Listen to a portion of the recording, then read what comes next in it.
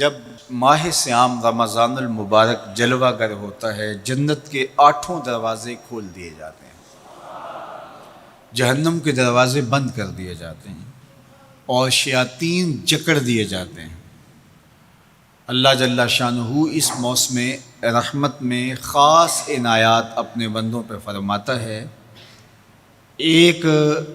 نفل ادا کرنے سے فرض ادا کرنے کا ثواب ملتا ہے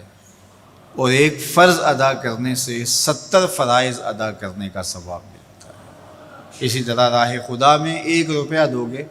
تو 70 روپے خرچ کرنے کا ثواب ملے گا۔ اسی طرح باقی نیکیاں بھی جتنی بھی ہم کرتے ہیں، وہ ایک نیکی کریں گے تو 70 گنا اجر ماہ صیام میں ہمیں نصیب ہوتا ہے۔ اس لیے اہل ایمان کا یہ طریقہ ہے کہ وہ اس مہینے میں کثرت کے ساتھ تلاوت کرتے ہیں، کیونکہ ایک مرتبہ اگر قرآن مجید پڑھ لیا تو 70 مرتبہ قرآن مجید پڑھنے کا ثواب نصیب ہوا۔ ماہ صیام میں چونکہ شیطان بندھا ہوا ہوتا ہے، تو ہم اپنے آپ کو نیکی کی طرف اگر لانا چاہیں تو اتنی رکاوٹیں نہیں ہوتی جتنی عام دنوں میں ہوتی ہیں، لیکن اس کے باوجود بہت سارے لوگ ہیں جو رات کو بڑا پکا ارادہ کر کے سوتے ہیں کہ میں صبح وقت پہ اٹھوں گا اور نوافل بھی پڑھوں گا اور نماز بھی ادا کروں گا، لیکن جب صبح ہوتی ہے تو انہیں یا تو جاگ نہیں آتی یا نیند سے بیدار ہو جاتے ہیں، بستر سے اٹھا نہیں جاتا۔ جبکہ وہی شخص انہوں نے صبح سبزی منڈی جانا ہو تو چھلانگ لگا کے اٹھتے ہیں اور سبزی منڈی پہنچتے بھی ہیں۔ سستی، طبیعت کا کسل نہیں ہوتا۔ عمومی طور پہ ہم اپنے آپ کو بیمار تصور کر لیتے ہیں اور سستی اور کسل کا نام دے کر کے، بہانہ دے کر کے ہم کہتے ہیں کہ بس کیا کریں، ہم کو ارادہ کرتے ہیں روز لیکن ہم سے اٹھا نہیں جاتا، بس طبیعت اس طرح کی ہے، کسل ہے، سستی ہے۔ یہ بات ذہن میں رکھیے گا کہ ارادہ کرنے کے باوجود بھی صبح جب ہم اٹھ نہیں پاتے یا کوئی بھی نیکی کا کام ہم کرنے کا ارادہ کرتے ہیں تو ارادہ کرنے کے باوجود ارادہ ہی رہ جاتا ہے، ہم کر نہیں پاتے، تو اس کا سبب یہ ہوتا ہے کہ بہت سارے ہم گناہ کر چکے ہیں اور ان گناہوں کی وجہ سے ہم نیکی کی توفیق نہیں پاتے۔ حضرت حسن بصری رضی اللہ تعالی عنہ نے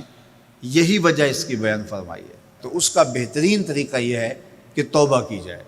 اور توبہ بھی سچے دل سے کی جائے، رو رو کے اللہ سے گناہوں کی معافی مانگی جائے، اور سچے دل سے جب توبہ کی جائے تو پھر سارے گناہ نہ صرف مٹا دیے جاتے ہیں بلکہ ان کو بدل کے نیکیوں میں تبدیل کر دیا جاتا ہے۔ تو ماہ صیام کے اندر پختہ عزم کریں اور اس عزم کو عمل کی شکل دینے کے لیے سچی توبہ کریں کہ ہمارا یہ رمضان اس طرح سے گزرے، یہ مہینہ اس طرح سے بسر ہو کہ ہم اس مہینے میں اللہ تعالیٰ کی قربت حاصل کر لیں، ہم گناہوں سے پاک ہو جائیں اور ہم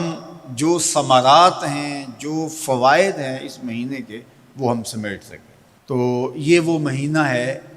جس کے انتظار میں میرے اور آپ کے آقا و مولا اپنی آنکھیں لگائے ہوتے تھے اور دن گن گن کے وقت گزارتے تھے کہ ماہ صیام آ رہا ہے۔ تو اس مہینے کا عزت کے ساتھ، تکریم کے ساتھ، اعزاز کے ساتھ استقبال کرو اور اس کو پلکوں پہ بٹھاؤ، اس کو دل پہ بٹھاؤ۔ اس مہینے کی تکریم یہ ہے کہ اس میں ہر برا کام چھوڑ دیا جائے۔ اگر کوئی شخص برا کام نہیں چھوڑتا اور روزے رکھتا ہے تو میرے اور آپ کے آقا و مولا کا ایک فرمان سن لیجئے، من لم یدع قول الزور والعمل بہ فلیس للہ حاجۃ فی ان یدع طعامہ و شرابہ۔ فرمایا کہ جو جھوٹ اور برے کام نہیں چھوڑتا، اس کے بھوکا اور پیاسا رہنے کی اللہ کو کوئی ضرورت نہیں ہے۔ تو روزہ خوراک بچاؤ مہم نہیں ہے جو چلائی جاتی ہے، بلکہ یہ تزکیہ نفس کا موسم ہے، باطن کی صفائی کا موسم ہے،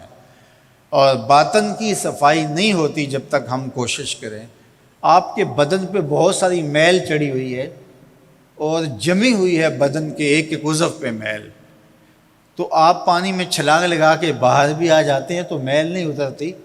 چلو کچھ نہ کچھ فرق تو ضرور پڑ جاتا ہے، لیکن میل نہیں اترے گی۔ میل کب اترے گی؟ جب آپ اپنے بدن کو مل مل کے اس کے اوپر صابن لگا کر کے اچھی طرح سے اس کو جب اتاریں گے محنت کوشش سے، تو پھر آپ کا بدن مہک جائے گا، ہلکا پھلکا ہو جائے گا، میل اتر جائے گی۔ یہ موسم رحمت ہے، اللہ کی رحمتوں کا میਂہ برسے گا، اس سے کچھ نہ کچھ فائدہ تو ہوگا ہی، لیکن حقیقی فائدہ وہی حاصل کرے گا جو اپنے گناہوں کو مل مل کے دھوئے گا اور اپنے آپ کو صاف کرنے کی کوشش کرے گا۔ تو اپنے من کے میل اتارنے ہیں، اپنے باطن کے میل اتارنے ہیں، اپنے اعمال کی درستگی کی کوشش کرنی ہے۔ صلاۃ التراویح مسجد میں نہیں آ سکتے تو گھروں میں پڑھ لیجئے،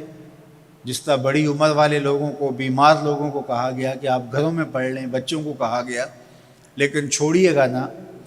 یہ رمضان المبارک کا خاص عمل ہے۔ آج کل دین بیزار طبقہ مختلف جگہوں پہ بیٹھ کے مسجد پر، مدرسے پر، تراویح پر،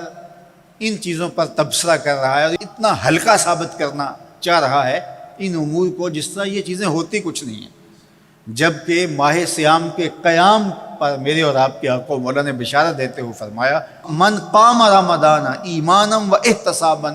غفر لہ ما تقدم من ذنبہ، جس نے رمضان المبارک کی راتوں میں قیام کیا ایمان اور محاسبہ نفس کے ساتھ، اللہ اس کے پچھلے سارے گناہ معاف فرما دیتا ہے۔ تو یہ بہت بڑی دولت ہے، تو اس دولت کو ضرور سمیٹیے گا، ضرور حاصل کیجیے گا۔ من کی ستھرائی، عفت اور پاکی